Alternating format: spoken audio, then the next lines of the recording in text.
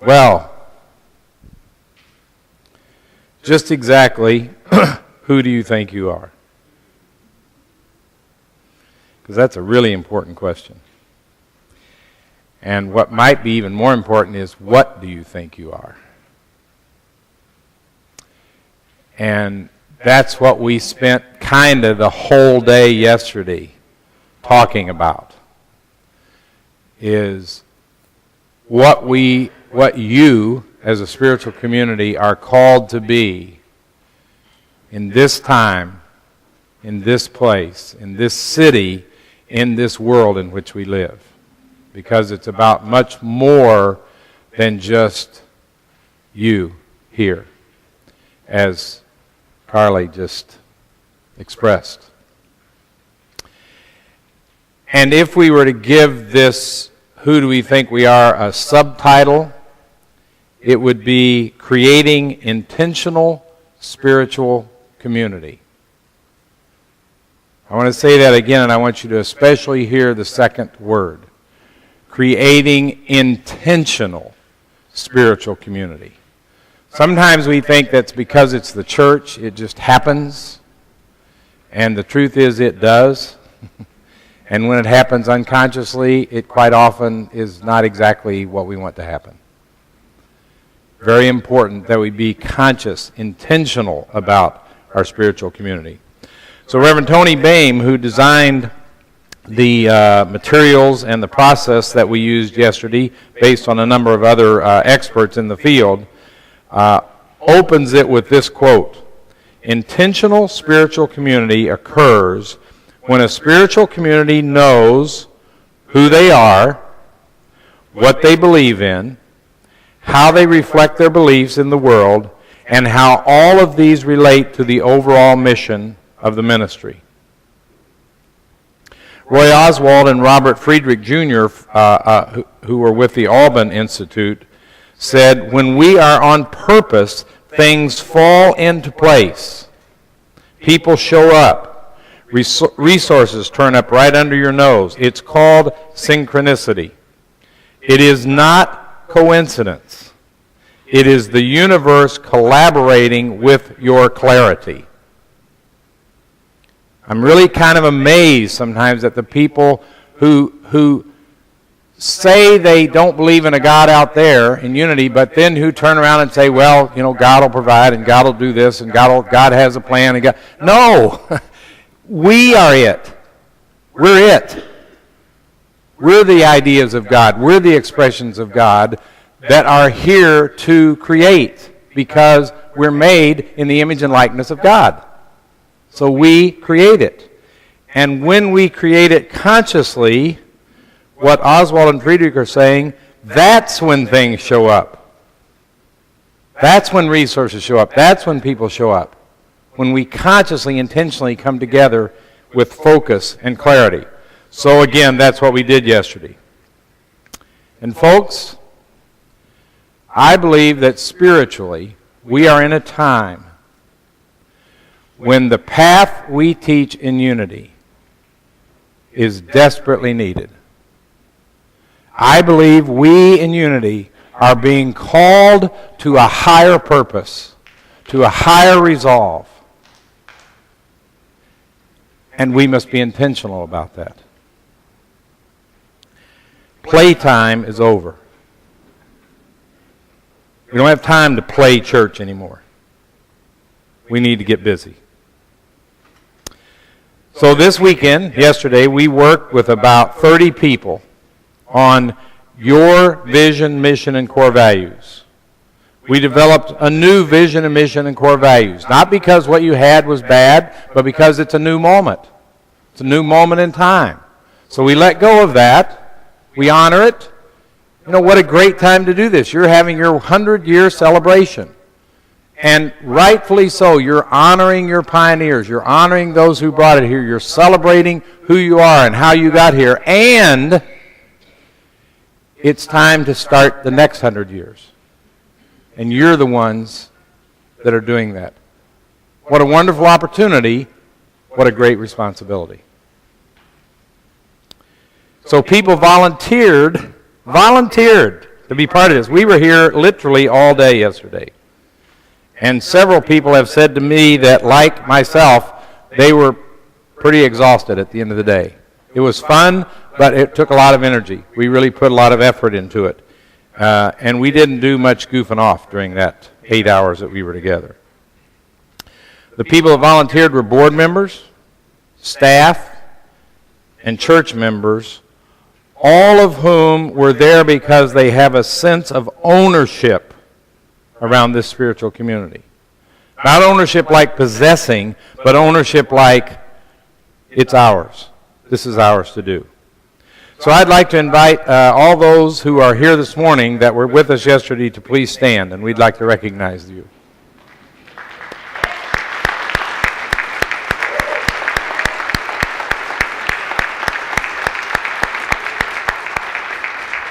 Thank you.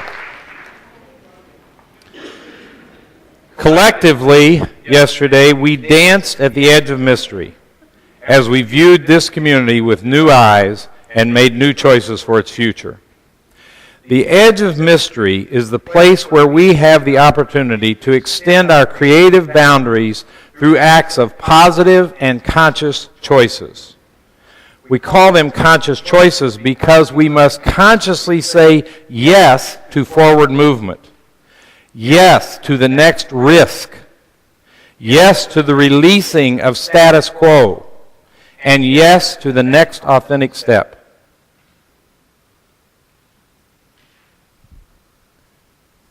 Oh, you have to turn it on to make it work. There we go. So choice point moments offer us the option to stay and do what we have always done for the last 100 years, because that's relatively safe and without much jeopardy on our part, or to be a part of the unfoldment of new possibility. It's your choice. It always is. However, to do this, we often have to take a risk. Take a step into the unknown to find out what is the possibility that's waiting for us as we extend the boundaries of our current state of awareness. The edge of mystery is the place where stirrings of new growth and next steps begin to bubble up, where we allow questions to take form and answers to ripen, where we don't so much seek the answers to our questions, but we question our answers and see if they're still the right answers for today. And new questions arise from what we thought were the answers. Yet we must be willing to stand at this edge of mystery and wait, and dance, and wait until what is next arises. And we did some of that yesterday, didn't we? We waited, and then we danced, and then we prayed, and then we waited some more, and then we went, and literally, one point I remember, that literally you could almost hear the whole room go, oh. It's like we all realized we were there. I didn't give them this. I just brought a process for you to get there. And you did the work. Historically, boards and ministers in a room alone determined the future and fate of a spiritual community, and then told the community what it was. They alone set the tone for the vision and mission and core values and next bold steps the community would take. Now here's the truth. That used to work. It's not a bad thing that that's the way we used to do it. It used to work. It doesn't work anymore. That's not the way anymore. It's a new world. We have to do things differently. So in this process, we invite the whole community to take the risk and enter into the process of building the vision and mission for a community. So I have to ask you, first as individuals this morning, Why are you here? Why are you on this planet? Why are you in this community? Why are you in this congregation on this particular day? I would venture to say that you've looked around at the world and you've seen that there are lots of problems. But something inside you wants to be a force for good. It's called to be a presence of good in the midst of these problems. And we're all here, I'm going to suggest, because we dream a bigger and higher vision for ourselves and for the world. It's why we're here in this sanctuary today. We're not here by accident, as Reverend Bob said earlier, but because of an intrinsic pull to live a higher vision. Jesus had a vision and a mission. His vision was that because the kingdom of God, he said, is within us, we can overcome fear, limitations, biases, anxieties, and we can forgive, feed the hungry, bring healing, restore sight.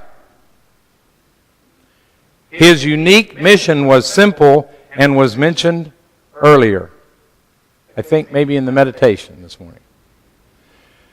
These things that I do, you can also do, and greater things you can do. That was the mission that he passed on to us.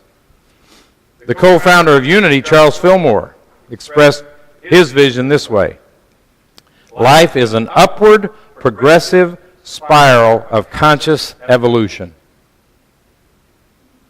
I just love that. An upward, progressive spiral of conscious evolution. So even today, as we talk about the new vision and mission for you as a spiritual community, I would invite you to also think in terms of your own life. What is the vision and mission you have for your life as an individual? Think about the questions I'm going to put forth and see what they stir in your soul, in your heart, as a movement toward understanding yourself a little better. So we begin with vision. We started this weekend with a question posed to the entire spiritual community, and I pose it to you again today. What is the biggest, highest dream, wish, or vision you have for the world? Not for your family, not for this church, not even for Indianapolis, for the world. The biggest, highest mission you have. So let's begin with a time of imagining. Imagine that you go to bed tonight, and when you wake up tomorrow, the world is just the way you would like it to be. What would it be like? Peace? No wars? No conflicts between countries? Harmony? True understanding between faiths? True appreciation of different cultures and ways of life? People living in love and respect? Abundance? Everyone having enough to eat? Everyone having a roof over their head? Everyone having a life of fulfillment and joy? Is your dream and vision anything like that? Does that begin to get close to what you'd love to see? Well, yesterday we discerned a vision statement that we'd like to present to you today if you were not part of things yesterday, and we'd like you to consider it, reflect on it, and perhaps even offer a little input. And I'll give you an opportunity and a way to do that later. So here is the new vision statement for Unity of Indianapolis. Centered as God, life expresses love, harmony, and abundance. And I got to tell you, during the process yesterday, I, with everyone else, kind of went, wow, this is good. This is good work.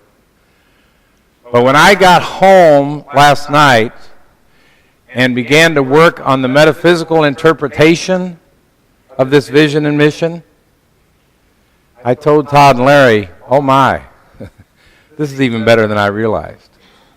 This is good stuff. So I want to share with you today my metaphysical interpretation of your vision and mission, because you understand that metaphysical interpretation is not the interpretation, it's a interpretation in a metaphysical sense. So centered. And by the way, most of this I draw from Charles Fillmore's Revealing Word. Some other sources, some my own insight, but most of it comes from the Revealing Word. Centered. Everything begins in consciousness as an inspiration from God that we listen to and align with. Or not. We have the choice. But if we're centered, then we're aligned. God. That's got lots of possibilities, doesn't it? And some of those possibilities we realized yesterday are a little fuzzy and ambiguous. There'll be some out there that have different ideas about it. That's okay. It just gives you the opportunity to give them your idea. Share your idea. Charles Fillmore suggests God is the infinite, the eternal. And he says God is not person, but principle.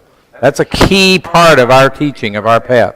The underlying, unchangeable truth, absolute good expressed in all creation, that from which all love springs.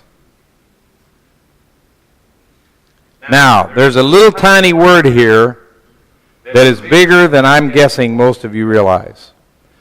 We didn't say centered in God, because that would suggest that we're here and God's here and we go over and get in the center of it. We said centered as God. And I want you to know, I think that may be a first in this process. I'm not aware of another spiritual community that grasped this. I can't say there aren't any, because there's a lot of other people who do this work, but I'm not aware of it. As, I believe, is a bold statement by Unity of Indianapolis, that it's not in God, but as God that we are centered. It's standing in our divinity. It's as Reverend Linda Martella Whitsett's new book is entitled, Divine Audacity. Dare to be the light of the world.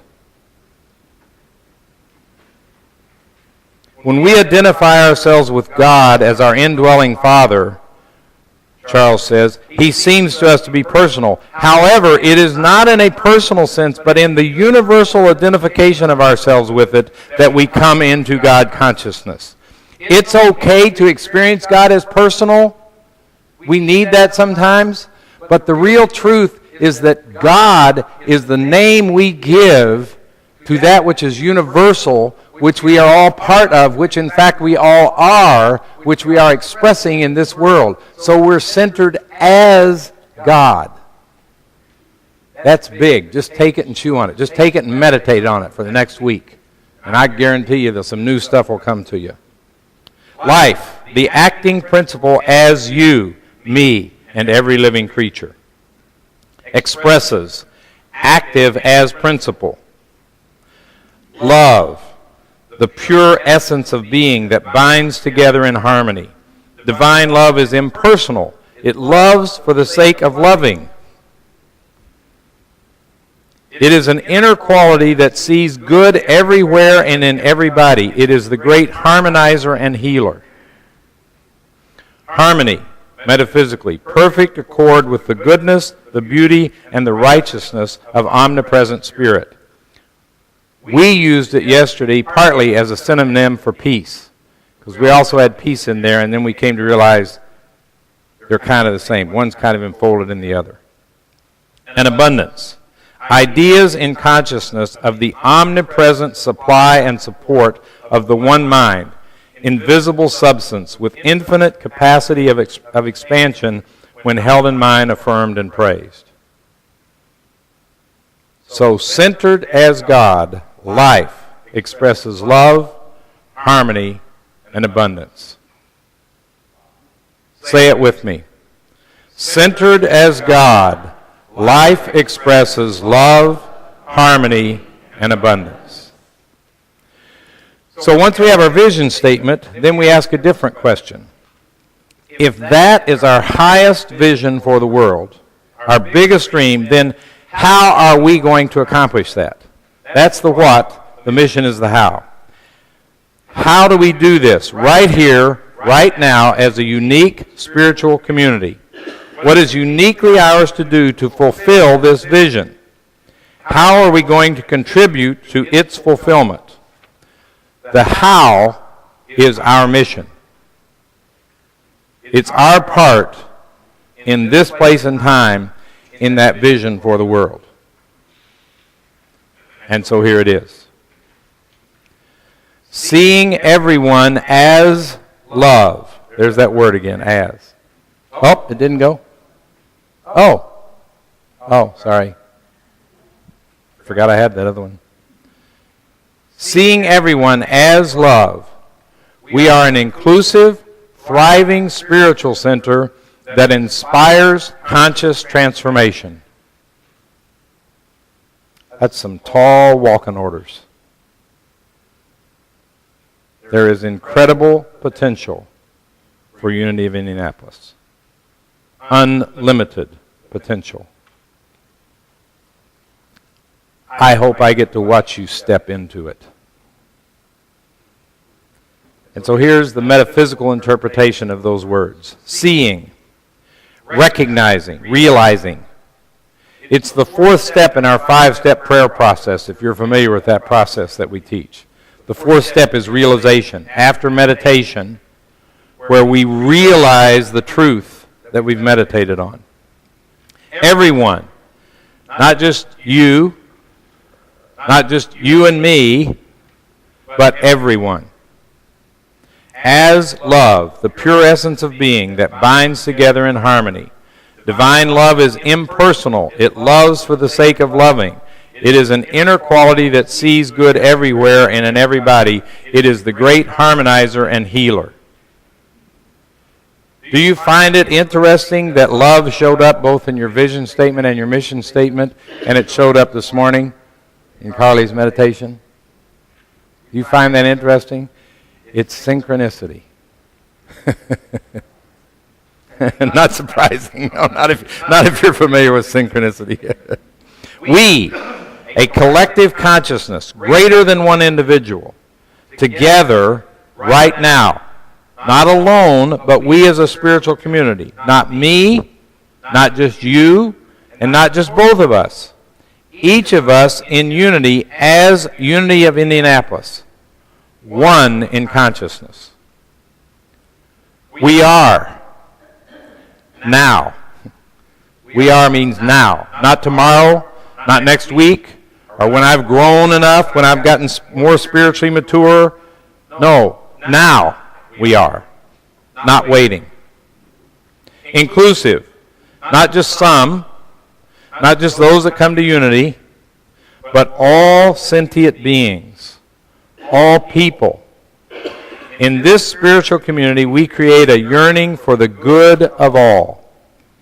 This community accepts people first.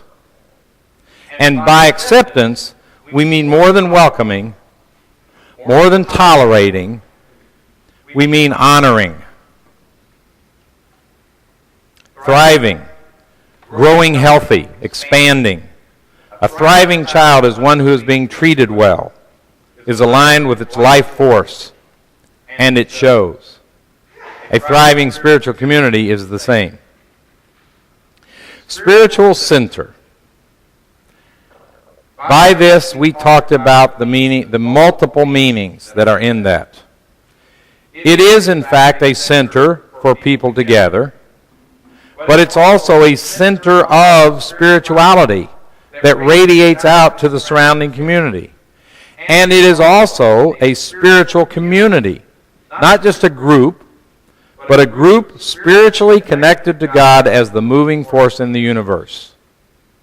So it has multiple meanings, a spiritual center. Inspires, to breathe in spirit. The breath of God infused in us. endowing us with divine wisdom, love, life, an inflow of divine ideas. Conscious, intentional, with awareness. And transformation, shift, change, a raise in consciousness across form and beyond appearance. Seeing everyone as love, we are an inclusive, thriving, spiritual center that inspires conscious transformation. Say it with me. Seeing everyone as love, we are an inclusive, thriving, spiritual center that inspires conscious transformation. I didn't bring you this. You created this. You brought this forth from yourselves. And so I'm going to give you some time right now to review those statements in your hearts and to give perhaps some input. This is not a vote. We didn't work all day yesterday so we could take a vote on it today. But it is an opportunity to give some input, and that will be looked at and will be considered. Understand that there may be some things that you look at and say, well, this word I would have liked better, and we most likely talked about that yesterday and wrestled with that and discerned, okay, this is how we want to say it. But we want to hear what you had to say. So in your bulletin is an insert. Please pull it out, and if you don't have one, there may be some that we missed, but if you don't have one, just raise a hand. We've got some extras that we can bring to you. It should have on there a place to write the vision statement and mission statement. And so I'll leave this up for a moment and let you write that, and then I'll put up the vision statement and give you let you write that. One of the beauties of both these statements is they're not very long, so it won't take you very long to write it. And guess what? It won't take you very long to memorize it, because that's what you need to do. You need to be seeing this and saying this over and over and over. This is going to determine what you choose to put your energy into for at least the next 18 months. So it needs to be, as Jeremiah said, planted in your heart, written on your heart. I hope that the next time I come here, that's affirming that I'm going to, I hope that the next time I come here, I can just walk up to one of you and say, tell me about your vision. And you'll just go, rattle it off. What's your mission here, board president? Who's the board president? Dina. I'm going to come see Dina next time I'm here and look up at her. Because she's on such a pedestal in my mind. That's why. And I'm going to say, Dina, tell me what your mission is. And I know she's going to be able to just say it. So here's what I want you to do. There's the mission statement. Hopefully you've gotten that written down. That's the longer of the two. Seeing everyone as love, we are an inclusive, thriving, spiritual center that inspires conscious transformation. And here's the vision statement. Centered as God, life expresses love, harmony, and abundance. Here's what I want you to do. I'm going to give you a couple minutes to just sit with these. And I want you to just do the vision statement first. And I want you to rank it with a number from 1 to 10. I really hope there aren't any ones. But if that's where you are, put it down. But 1 would be, you just didn't get it for me. It's just not there at all. I'm not there. And 10 would be, wow, it might not be perfect, but it's really close. So give it a number, 1 to 10. And then, if it's not an 8, 9, or 10, if you're 7 or lower, write in there what would make it an 8 for you. What would take it to an 8 or 9 for you? Maybe there's just one word that you would say, well, gosh, if that was in there, that'd make it feel a lot better for me, or a phrase. I'll be honest with you. If you write a whole new vision statement, we're probably not going to use it. We did a lot of work yesterday. And I hope you're catching, because I'm not even part of your community, and I'm feeling the power, the energy of this. So I'm hoping you're catching that for the most part. But we do want to know if there's something that would make it a little better for you. And then the same with the mission statement. Rank it 1 through 10, 10 being high, 10 being really good. And if it's less than an 8, just tell us what would take it to an 8 or a 9 for you. All right, so just take a couple moments with this beautiful music underneath us and do that. Oh, yes, I can. Mm-hmm.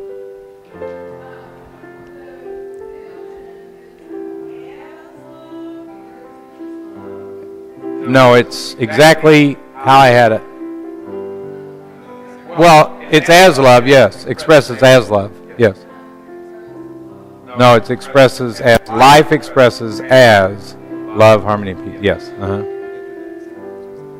I'm sorry? You didn't? That's what was on the sheet I got. I don't know.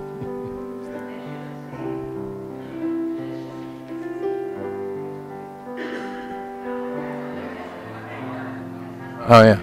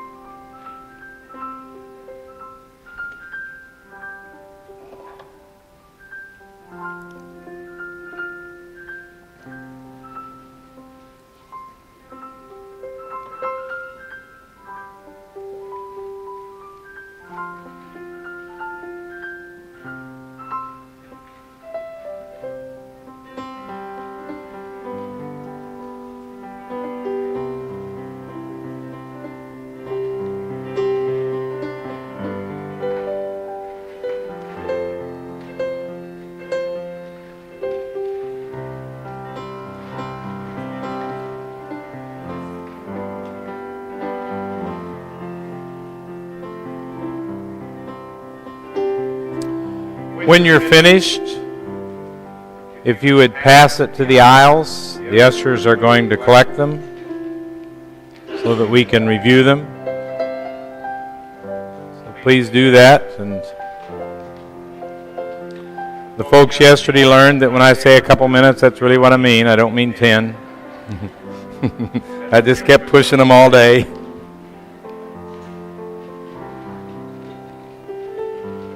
And if you just really, really need a little more time to finish it, you can give it to an usher on your way out. Because I realize we've probably gone overtime here, and I realize that's my fault.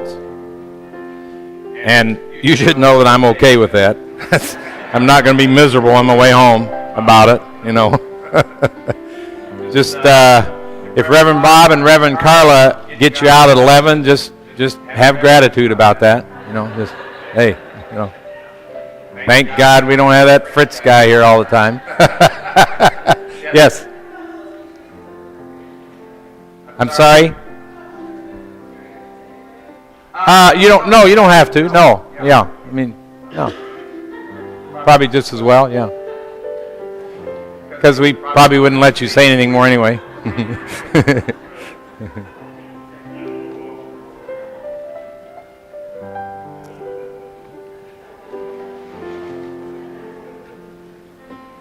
Thanks, Michael.